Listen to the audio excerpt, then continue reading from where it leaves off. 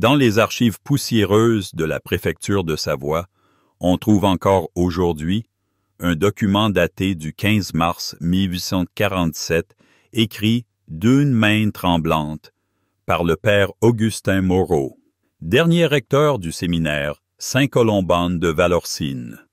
L'encre brune s'estompe sur le papier jauni, mais les mots demeurent lisibles, gravés dans la conscience collective d'un village qui préférerait les oublier. Ce témoignage découvert en 1923, lors de la démolition partielle du bâtiment, raconte l'histoire de 42 jeunes séminaristes qui disparurent un hiver sans laisser d'autres traces que des portes murées et des fenêtres condamnées. Le père Moreau écrivait ces lignes, alors que la neige commençait à fondre, révélant des détails que l'hiver avait cachés sous son manteau blanc.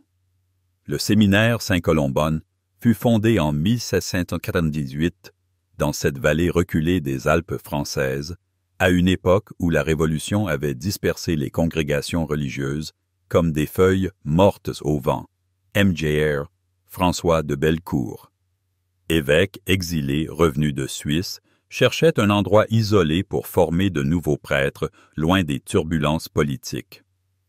Il choisit cette ancienne abbaye cistercienne, abandonnée depuis le 14e siècle, dont les murs épais et les voûtes gothiques semblaient offrir une protection naturelle contre les tempêtes du monde extérieur. Les villageois de Valorcine accueillirent d'abord avec méfiance cette résurrection du passé religieux, mais l'argent que versait l'évêque pour les travaux de rénovation finit par apaiser leur réticence. 50 ans plus tard, cette institution était devenue partie intégrante du paysage. Ses cloches rythmant la vie de la vallée comme un métronome spirituel. Les registres paroissiaux indiquent qu'en décembre 1846, le séminaire abritait 68 pensionnaires, dont 42 novices âgés de 16 à 23 ans. Ces jeunes hommes venaient des quatre coins de la Savoie, parfois de régions plus lointaines, attirés par la réputation de rigueur et de piété de l'établissement. Leurs noms figurent encore dans les archives diocésaines.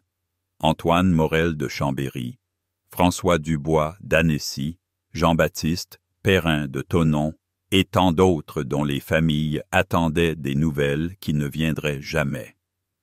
Le père Moreau, dans son témoignage, décrit ces garçons comme dévoués et studieux, mais note déjà certains signes inquiétants apparus dès l'automne. Plusieurs d'entre eux souffraient de maux de tête, persistants, d'autres se plaignaient d'insomnie et de cauchemars récurrents. Le médecin du village, le docteur Émile Caron, était venu examiner les malades à plusieurs reprises sans parvenir à identifier la cause de ces troubles.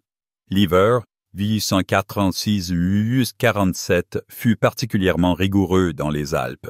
Les chutes de neige commencèrent dès octobre et ne cessèrent pratiquement pas jusqu'en mars, isolant complètement la vallée du reste du monde. Les routes devinrent impraticables, les cols fermés et même les courriers les plus aguerris renoncèrent à traverser les montagnes. Cette isolation habituelle pour les habitants de Valorcine prit cette année-là une dimension différente. Marie Perret, qui tenait alors l'auberge du village, se souvenait encore en 1890 de ce silence particulier qui régnait autour du séminaire pendant ces mois. Diver. Plus de cloches pour marquer les heures, plus de chants grégoriens, s'élevant des chapelles, plus de fumée, s'échappant des cheminées du réfectoire. Le bâtiment semblait endormi sous la neige comme un géant de pierre attendant le printemps pour reprendre vie. C'est au début février que les premiers signes visibles d'anomalie apparurent.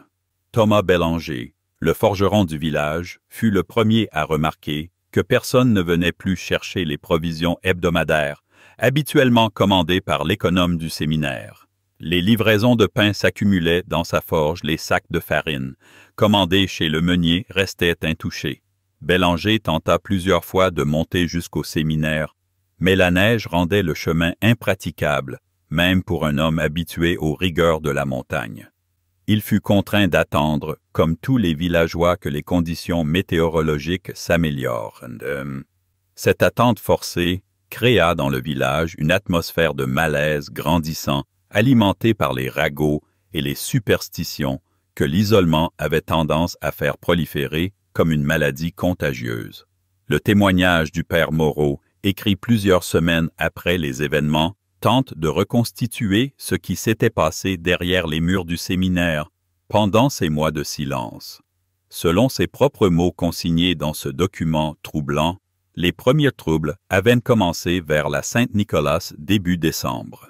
Plusieurs novices s'étaient plaints de visions nocturnes décrivant des silhouettes sombres errant dans les couloirs du dortoir. D'autres parlaient de voix murmurant des prières en latin archaïque dans des dialectes qu'aucun professeur n'enseignait.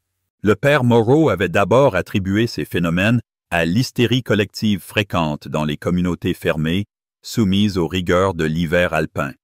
Il avait renforcé la discipline, multiplié les heures de prière et imposé des jeûnes supplémentaires, espérant que la mortification chasserait ces troubles de l'esprit. Mais les symptômes ne firent que s'aggraver. Vers la mi-décembre, selon le récit de Moreau, 3 novices furent retrouvés dans un état de catalepsie profonde dans la chapelle agenouillés, devant l'autel, comme s'ils priaient, mais inconscients et impossibles à réveiller. Le médecin du séminaire l'abbé Durand, qui avait étudié la médecine avant d'entrer dans les ordres, ne parvenait pas à expliquer ces épisodes. Les jeunes hommes restaient figés pendant des heures, parfois des jours entiers, avant de reprendre conscience, sans aucun souvenir, de ce qui leur était arrivé. D'autres séminaristes commencèrent à présenter des symptômes similaires, créant dans l'établissement une atmosphère de terreur que les prières et les bénédictions ne parvenaient plus à dissiper. Le père Moreau avoue dans son témoignage avoir songé à évacuer l'établissement, mais Livet rendit cette option impossible. Les routes étaient coupées, l'école fermée, et même les muletiers les plus expérimentés refusaient de s'aventurer sur les sentiers de montagne. C'est à cette époque que fut prise la décision qui hanterait pour toujours la mémoire de Valorcine. Face à l'aggravation des troubles et à l'impossibilité d'évacuer les malades, le père Moreau et son conseil décidèrent d'isoler complètement les novices atteints dans le dortoir principal. Cette mesure qu'ils pensaient temporaire consistait à murer les portes et condamner les fenêtres pour empêcher la contagion de se propager au reste de la communauté. Les 42 novices furent ainsi enfermés dans leur chambre, avec des provisions pour plusieurs semaines, en attendant que les symptômes disparaissent ou que Lever permette enfin de faire venir des médecins de la ville. Cette décision prise dans l'urgence et la panique s'avérerait être la dernière mesure administrative consignée dans les registres du séminaire. Après cette date, plus aucun document officiel ne fut rédigé, comme si l'institution elle-même avait cessé d'exister. Les semaines qui suivirent cette mise en quarantaine forcée restent largement mystérieuses. Le père Moreau, dans son témoignage posthume, évoque des nuits troublées par des gémissements et des coups sourds provenant du dortoir condamné. Les autres membres de la communauté, une dizaine de prêtres et de frères convers, tentaient de maintenir une apparence de normalité, célébrant les offices dans une chapelle désormais à moitié vide. Mais l'angoisse rongeait leur foi, comme l'humidité. S'infiltre dans les murs de pierre. Certains parlaient de déserter. L'établissement de fuir vers la vallée, malgré la neige et le froid. D'autres, plus mystiques, interprétaient ces événements comme une épreuve divine, un test de leur dévotion comparable aux tentations subies par les ermites du désert. Cette division interne affaiblit encore davantage une communauté déjà ébranlée par les événements inexpliqués. Vers la fin janvier, toujours selon le récit de Moreau, les bruits provenant du dortoir, condamné, cessèrent complètement. Cette absence de signes de vie plus troublante encore que les gémissements précédents plongea les survivants dans une angoisse profonde. Plusieurs tentatives furent faites pour percer les murs et vérifier l'état des reclus. Mais la construction médiévale de l'abbaye rendait cette tâche difficile sans outils appropriés. Les quelques brèches pratiquées dans la maçonnerie ne révélèrent qu'obscurité et silence, comme si le dortoir était devenu un tombeau de pierre. le père Moreau, évoque dans son témoignage cette période d'attente comme la plus éprouvante de sa carrière religieuse, comparable aux affres de l'agonie spirituelle décrite par les mystiques. Il confesse avoir douté pour la première fois de sa vie de la providence divine et de la justesse de ses décisions. Quand les neiges commencèrent enfin à fondre en mars 1847, les premiers villageois à monter au séminaire découvrirent un spectacle qui marqua à jamais leur mémoire. L'établissement semblait abandonné depuis des décennies, plutôt que depuis quelques semaines. Les volets pendaient arrachés par les vents, divers les gouttières débordaient, d'une eau brunâtre, et une étrange odeur flottait dans l'air, mélange de renfermé et de quelque chose d'autre d'indéfinissable. Thomas Bélanger et 3 autres hommes du village trouvèrent le père Moreau dans son bureau assis à sa table de travail, la plume encore à la main, mort depuis plusieurs jours apparemment. Son visage exprimait une sérénité troublante, comme s'il avait trouvé la paix dans ses derniers instants. Sur le bureau, à côté de son corps, se trouvaient les feuillets de son témoignage soigneusement rangés et numérotés, ainsi qu'un trousseau de clés et des instructions détaillées concernant la disposition de ses biens personnels. Les autres membres de la communauté avaient disparu sans laisser de traces. Leurs cellules étaient vides. Leurs affaires personnelles abandonnées sur place, mais aucun indice ne permettait de déterminer où ils étaient partis ni quand ils avaient quitté l'établissement. Les registres s'arrêtaient brutalement au 23 janvier et aucun document ne mentionnait une quelconque décision d'évacuation.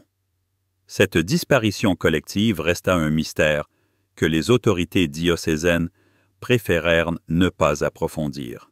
Mais J.R. de Bellecour vieilli et affaibli se contenta de faire célébrer des messes pour le repos de l'âme du père Moreau et ordonna la fermeture définitive de l'établissement. Les bâtiments furent abandonnés aux intempéries et au temps, comme si l'Église préférait oublier ce qui s'était passé dans cette vallée reculée des Alpes. Restait la question du dortoir condamné et de ses 42 occupants.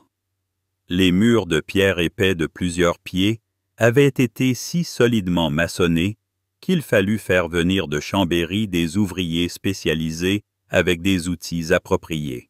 Quand les brèches furent enfin pratiquées et les portes descellées, les sauveteurs découvrirent un spectacle qui défie encore aujourd'hui toute explication rationnelle.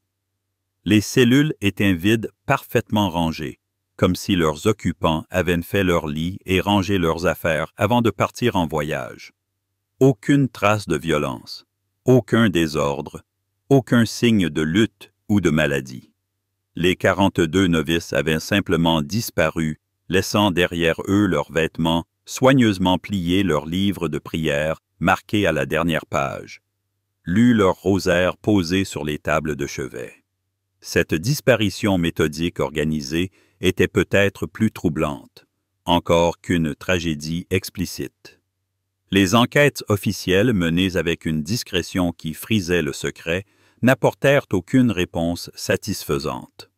Les autorités civiles et religieuses interrogèrent longuement les villageois, fouillèrent les environs, explorèrent les grottes et les ravins de la vallée, sans découvrir le moindre indice concernant le sort des disparus.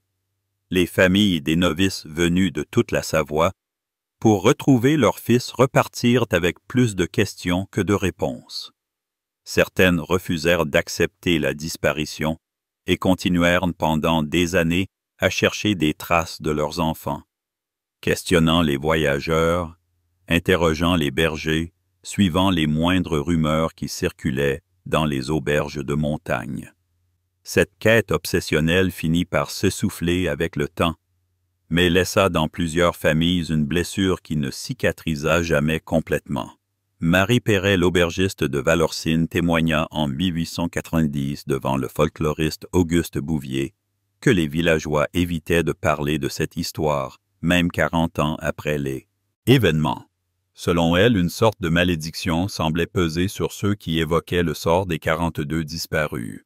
Plusieurs familles quittèrent la vallée dans les années qui suivirent, prétextant des raisons économiques, mais fuyant en réalité des souvenirs trop lourds à porter.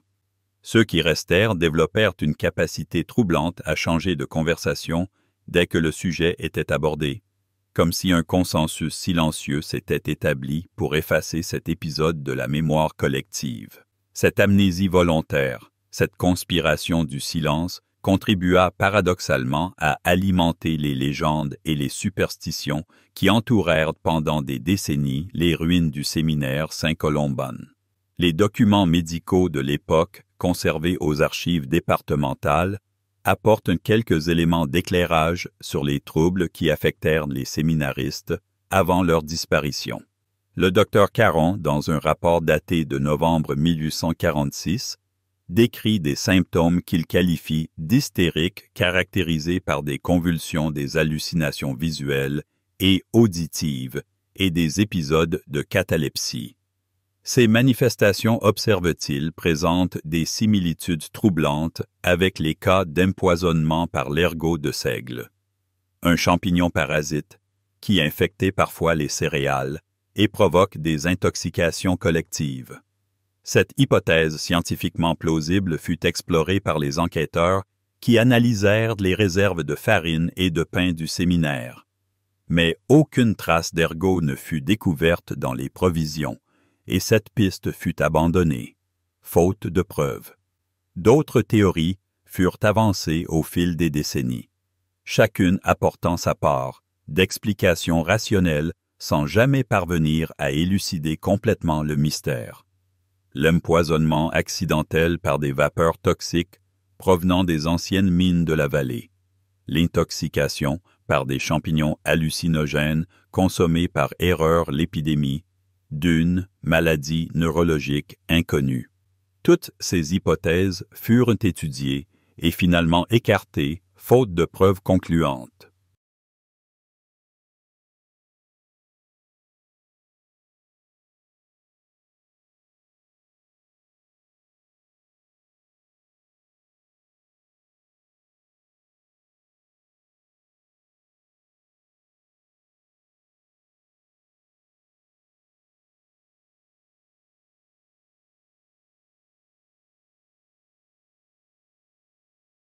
Les plus sceptiques évoquèrent la possibilité d'une fuite collective organisée par les novices pour échapper aux rigueurs de la vie monastique, mais cette explication se heurtait à l'impossibilité pratique de quitter la vallée en plein hiver et à l'absence totale de traces de leur passage.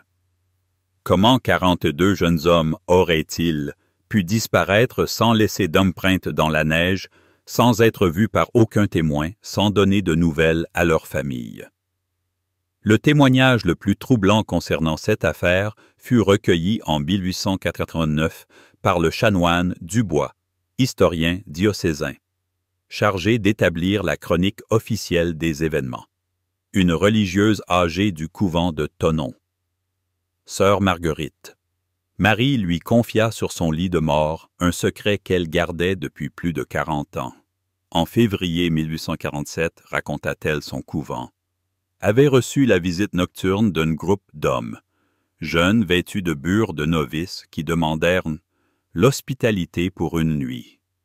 Ces voyageurs, au nombre d'une quarantaine, parlaient peu et semblaient épuisés par un long voyage à pied dans la neige. Ils prièrent toute la nuit dans la chapelle du couvent, puis disparurent avant l'aube, sans laisser de traces.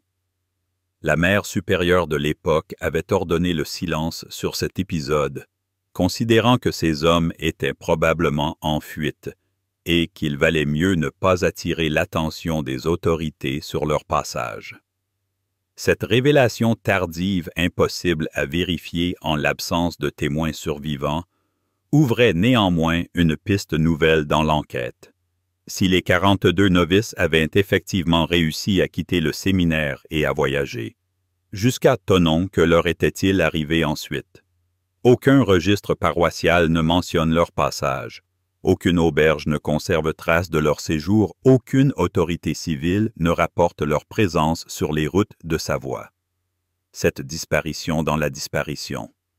Ce mystère emboîté dans le mystère rendait l'affaire encore plus incompréhensible.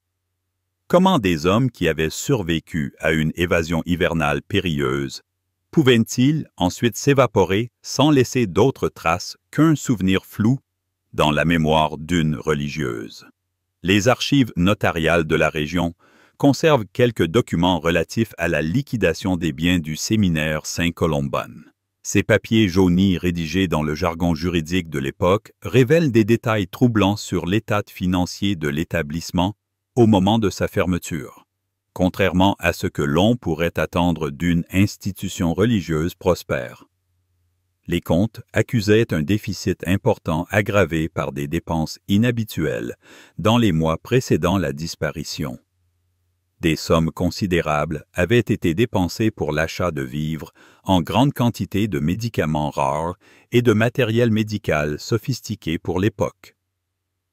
Ces achats effectués auprès de fournisseurs de Lyon et de Genève suggèrent que les responsables du séminaire s'attendaient à une crise majeure et tentaient de s'y préparer par anticipation. Plus intrigant encore, les registres comptables mentionnent des paiements réguliers à un certain docteur Helvétius médecin, genevois, spécialisé dans les affections mentales. Ce praticien qui exerçait dans un établissement privé, réputé pour accueillir les cas les plus difficiles, était venu plusieurs fois consulter au séminaire dans les mois précédant la tragédie.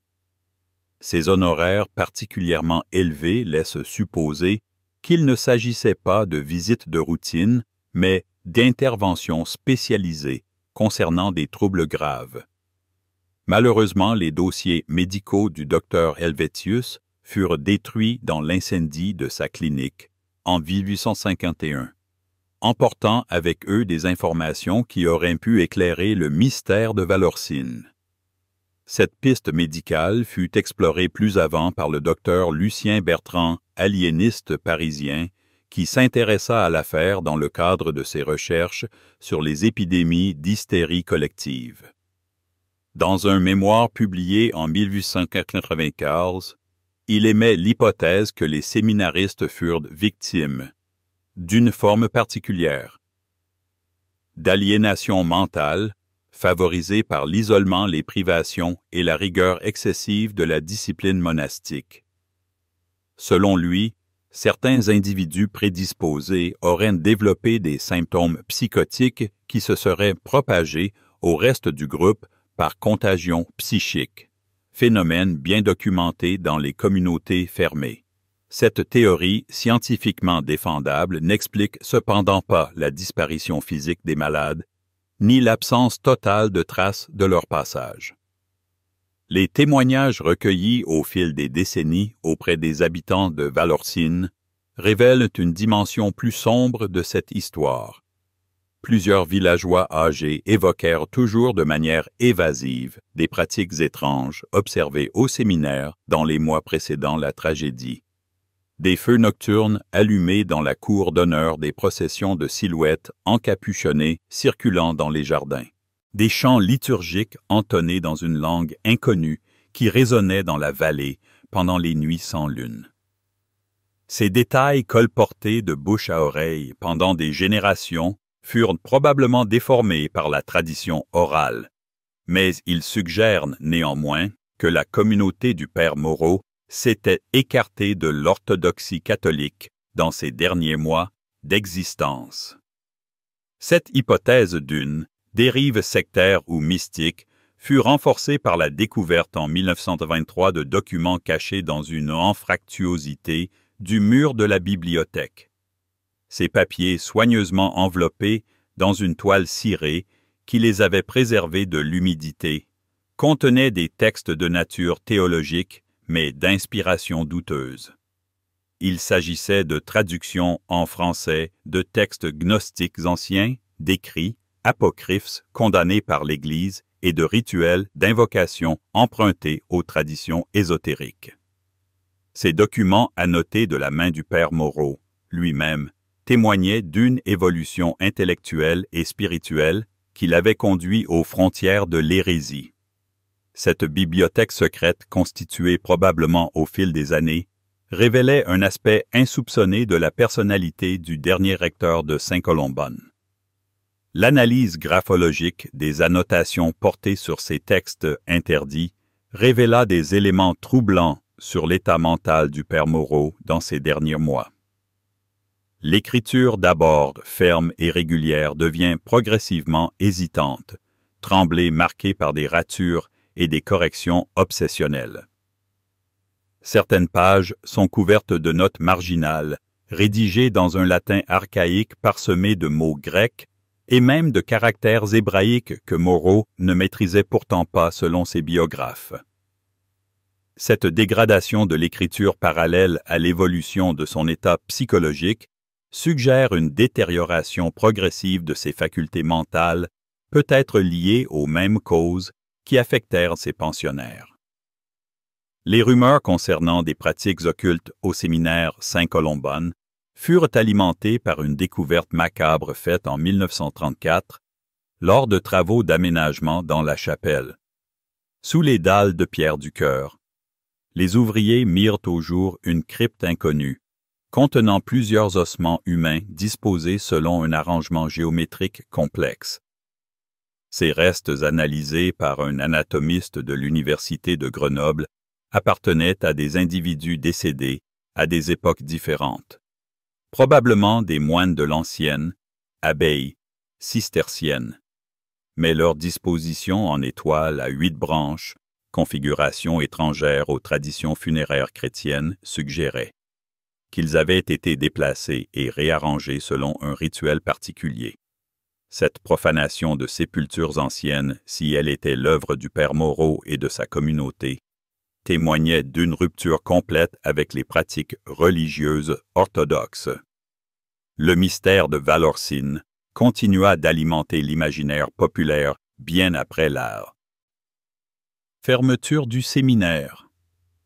Les bergers qui menaient leurs troupeaux dans les alpages environnants rapportèrent pendant des décennies des phénomènes inexpliqués dans les ruines de l'ancien établissement, des lumières dansant dans les fenêtres murées, des échos de chants grégoriens portés par le vent, des apparitions de silhouettes en bure circulant dans les couloirs effondrés, autant de manifestations que la superstition populaire attribuait aux âmes en peine des 42 disparus. Ces témoignages recueillis par les folkloristes de la fin du XIXe siècle s'inscrivent dans la tradition des légendes alpines, mais révèlent aussi l'impact durable de cette tragédie sur la psychologie collective de la région. L'affaire prit une tournure différente en 1897, avec la publication des mémoires du cardinal Antonelli, ancien secrétaire d'État du pape Pie XI. Dans ses souvenirs posthumes, le prélat italien évoque brièvement l'existence d'une enquête secrète menée par la Congrégation pour la doctrine de la foi concernant des irrégularités doctrinales observées dans plusieurs établissements religieux français au milieu du siècle. Le séminaire Saint-Colomban de Valorcine est explicitement mentionné dans cette liste d'institutions suspectes aux côtés d'un couvent de Clarisse du Languedoc et d'une abbaye bénédictine de Normandie. Cette révélation tardive suggère que les autorités vaticanes étaient informées des dérives théologiques du père Moreau et qu'elles avaient peut-être pris des mesures discrètes pour y remédier. Cette hypothèse d'une intervention romaine dans l'affaire de Valorcine fut renforcée par la découverte dans les archives secrètes du Vatican en 1941 d'un dossier confidentiel concernant le père Moreau. Ce document rendu public après la réforme des archives pontificales révèle que le recteur de Saint-Colomban était surveillé depuis 1845 par des informateurs qui signalaient régulièrement ses écarts doctrinaux à Rome, ses sermons hétérodoxes, ses lectures suspectes et surtout ses contacts avec des milieux ésotériques genevois avaient attiré l'attention de l'Inquisition moderne. Un envoyé papal, Monseigneur Raphaël Fornari, avait même été dépêché secrètement en Savoie en janvier 1847 pour enquêter sur place, mais il était reparti précipitamment sans laisser de rapport écrit. Cette mission avortée contemporaine de la disparition des séminaristes ouvre de nouvelles perspectives sur les véritables causes de la tragédie. Les dernières recherches menées sur cette affaire dans les années 1960 apportèrent des éléments nouveaux grâce aux techniques modernes. D'investigation l'analyse au carbone. 14 des ossements découverts dans la crypte révéla qu'ils dataient effectivement de l'époque médiévale, confirmant qu'il s'agissait de restes de moines cisterciens, mais des traces de mercure et d'autres métaux lourds furent détectées dans ces ossements, suggérant une contamination chimique inexpliquée. Cette pollution métallique absente dans les autres sépultures de la région ne pouvait s'expliquer que par l'utilisation de substances alchimiques ou médicinales dans les rituels pratiqués par le père Moreau. Cette découverte renforça l'hypothèse selon laquelle les troubles mentaux observés chez les séminaristes résultaient d'un empoisonnement progressif lié aux expériences pseudo-scientifiques de leur supérieure, Marie-Thérèse Dubois, dernière descendante directe de l'aubergiste de Valorcine, conserva jusqu'à sa mort en 1964 une tradition familiale concernant la nuit de la disparition. Selon ce témoignage transmis oralement depuis plus d'un siècle, sa grand-mère aurait été réveillée vers 3 heures du matin par un bruit étrange ressemblant à une procession silencieuse remontant le chemin du séminaire vers les hauteurs de la vallée. Malgré la neige qui tombait abondamment, elle avait distingué depuis sa fenêtre une longue file de silhouettes sombres progressant lentement vers les cols fermés. Cette vision nocturne, rapportée le lendemain à quelques voisins avant d'être rapidement étouffée, ne fut jamais corroborée par d'autres témoins, mais elle alimenta pendant des générations les spéculations sur le sort des 42 disparus. Cette ultime version des événements, plus troublante encore que les précédentes, suggère que les séminaristes n'auraient pas fui vers la vallée et la civilisation, mais au contraire vers les sommets inhospitaliers, vers les glaciers éternels, où aucune recherche n'était possible. Cette marche vers la mort, cette ascension vers l'inconnu évoque les rituels suicidaires de certaines sectes mystiques qui voyaient dans la mort collective une forme d'élévation spirituelle. Si cette hypothèse était exacte, les corps des 42 novices reposeraient quelque part dans les glaces éternelles du Mont Blanc, préservés pour l'éternité dans un tombeau de cristal que nul alpiniste n'a jamais découvert.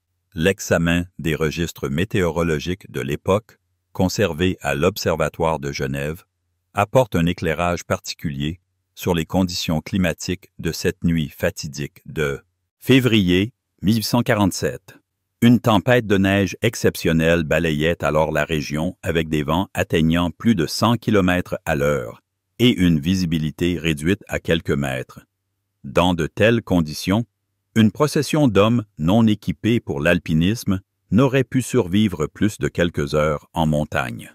Cette réalité météorologique rend encore plus mystérieuse la vision rapportée par l'aubergiste qui aurait nécessité une organisation et une détermination défiant tout instinct de survie. Comment 42 jeunes hommes affaiblis par des mois de troubles mentaux auraient-ils pu entreprendre une telle expédition suicidaire avec la précision d'une manœuvre militaire? Les archives militaires françaises conservent un document troublant daté du printemps 1847, rédigé par le lieutenant-colonel Berthier, commandant du poste frontière de Chamonix.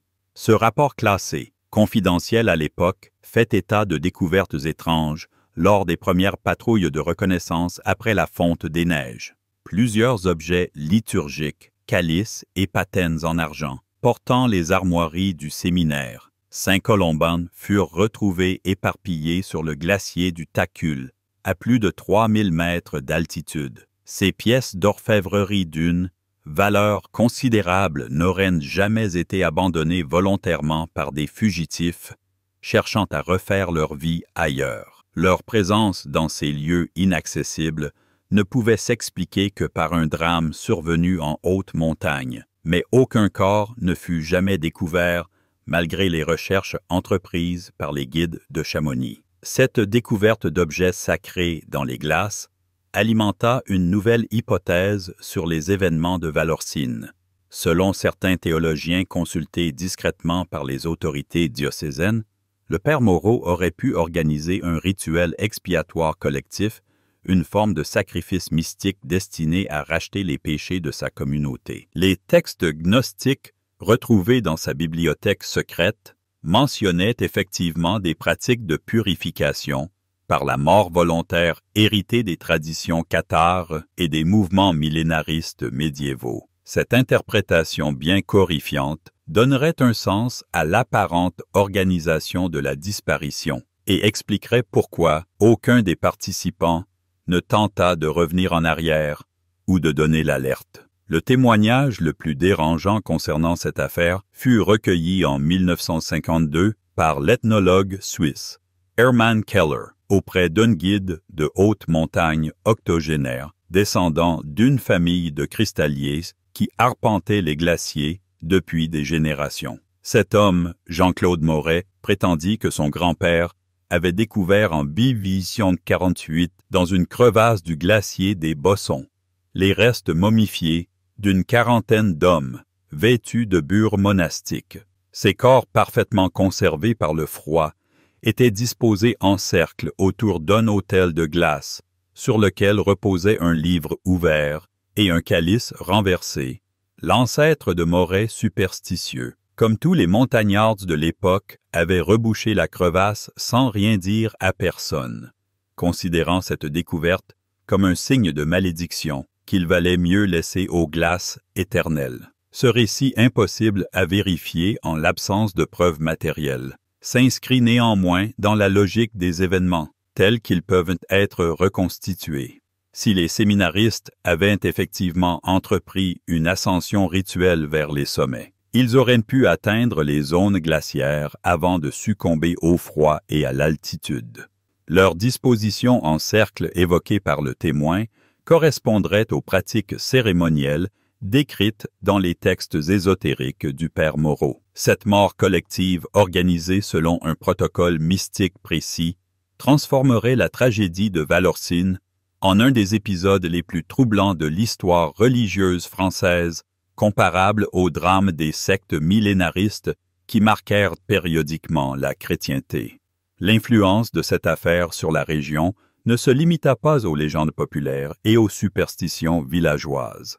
Les autorités ecclésiastiques traumatisées par cet épisode modifièrent profondément leur méthode de formation du clergé dans toute la Savoie. Le séminaire diocésain d'Annecy fut réorganisé selon des règles plus strictes avec une surveillance médicale et psychologique renforcée des séminaristes. La bibliothèque fut épurée de tous les ouvrages susceptibles d'égarer les esprits faibles et un système de délation mutuelle fut instauré pour détecter précocement les signes de déviation doctrinale. Ces mesures préventives maintenues pendant plusieurs décennies témoignent de la peur durable que suscita l'exemple du père Moreau dans la hiérarchie catholique. Les répercussions de la tragédie se firent également sentir dans les familles des disparus qui développèrent des stratégies d'adaptation psychologique diverses pour surmonter l'absence de corps à pleurer et de tombes à fleurir. Certaines créèrent des mémoriaux privés transformant les chambres de leurs fils en sanctuaires domestiques où brûlaient perpétuellement des cierges votifs.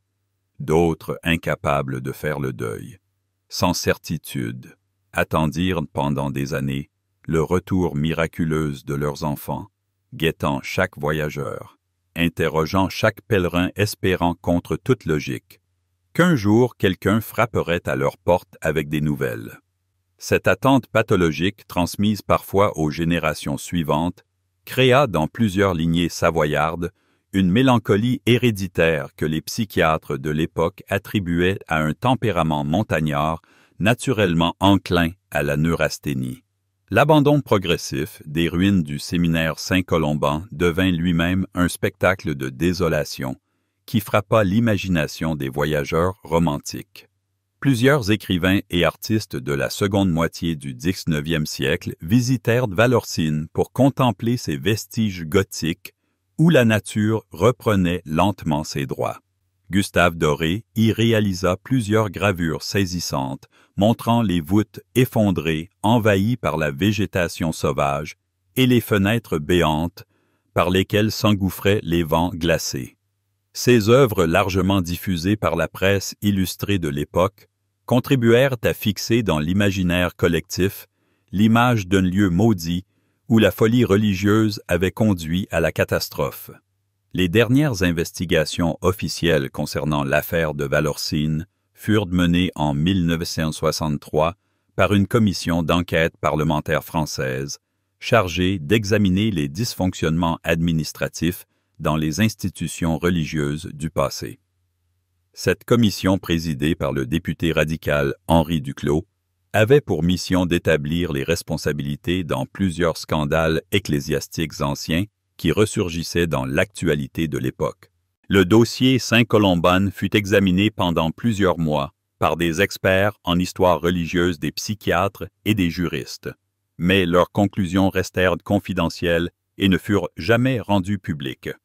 Seules quelques fuites dans la presse évoquèrent des négligences caractérisées et des dysfonctionnements structurels sans donner de détails sur les véritables causes de la tragédie. Cette discrétion officielle persistante maintenue plus d'un siècle après les événements suggère que certains aspects de l'affaire demeurent trop sensibles pour être révélés au grand public. Les liens entre le père Moreau et certains milieux ésotériques genevois, les contacts possibles avec des réseaux sectaires internationaux, l'éventuelle complicité de personnalités ecclésiastiques de haut rang. Autant d'éléments qui continuent probablement de figurer dans des dossiers classés secret défense. Cette opacité administrative, loin de faire oublier la tragédie, l'entoure d'un mystère supplémentaire qui alimente encore aujourd'hui les spéculations les plus diverses. En 1970, la démolition définitive des derniers vestiges du séminaire Saint-Colomban marqua la fin de l'empreinte physique de cette institution maudite sur le paysage de Valorcine. Les pierres gothiques furent vendues à des antiquaires qui les dispersèrent dans toute l'Europe, effaçant ainsi les dernières traces matérielles du drame. Cette dispersion archéologique voulue par les autorités locales soucieuses de tourner définitivement la page ne parvint cependant pas à faire disparaître la mémoire de l'événement. Les guides touristiques continuent de mentionner laconiquement l'existence de l'ancien séminaire et les plus curieux des visiteurs réussissent encore à localiser l'emplacement des fondations dans le pré qui a remplacé les bâtiments.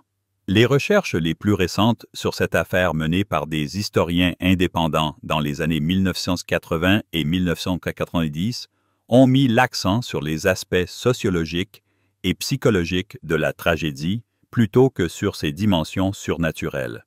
Ces études modernes débarrassées des préjugés religieux et des superstitions populaires interprètent les événements de Valorcine comme un cas exemplaire de dérive sectaire dans un contexte d'isolement géographique et de tension sociale. La personnalité charismatique mais déséquilibrée du père. Moreau, l'influence pernicieuse de lectures hétérodoxes. La vulnérabilité psychologique de jeunes hommes coupés de leur famille. Tous ces facteurs se seraient conjugués pour créer une dynamique autodestructrice dont l'issue tragique était probablement inévitable. Cette approche scientifique moderne, bien qu'éclairante sur les mécanismes psychosociaux à l'œuvre dans la communauté de Saint-Colomban, ne résout cependant pas toutes les énigmes factuelles de l'affaire. La disparition physique simultanée de 42 personnes reste inexpliquée de même que l'absence totale de traces.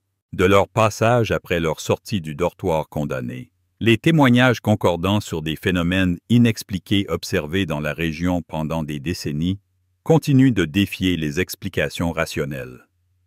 Cette persistance du mystère, cette résistance aux tentatives. D'élucidation complète confère à l'affaire de Valorcine un statut particulier dans l'histoire des énigmes françaises. L'ultime document concernant cette tragédie fut découvert en 1999 lors du tri des archives personnelles du cardinal Roncalli, futur pape Jean de Ventose, décédé en 1963. Dans une correspondance privée datée de 1953, Le prélat évoque sa rencontre avec un vieil homme qui prétendait être l'un des séminaristes disparus de Valorcine. Cet individu, rencontré dans une auberge de pèlerins sur le chemin de Saint-Jacques-de-Compostelle, se présentait sous le nom de frère Antoine et portait les stigmates d'une vie de pénitence extrême. Il affirmait d'avoir passé les dernières décennies dans un ermitage pyrénéen, expiant par la prière et le jeûne les abominations commises dans sa jeunesse sous l'influence du père Moreau. Interrogé sur le sort de ses compagnons, il se contentait de répondre que certains secrets doivent être emportés dans la tombe pour ne pas souiller le monde des vivants. Ce témoignage tardif, invérifiable par nature, ajoute une dimension supplémentaire au mystère sans l'éclaircir. Si l'homme rencontré par Roncalli était effectivement un survivant de la tragédie, sa survie prouve que la disparition collective ne fut pas totale, mais que certains membres du groupe échappèrent au sort commun.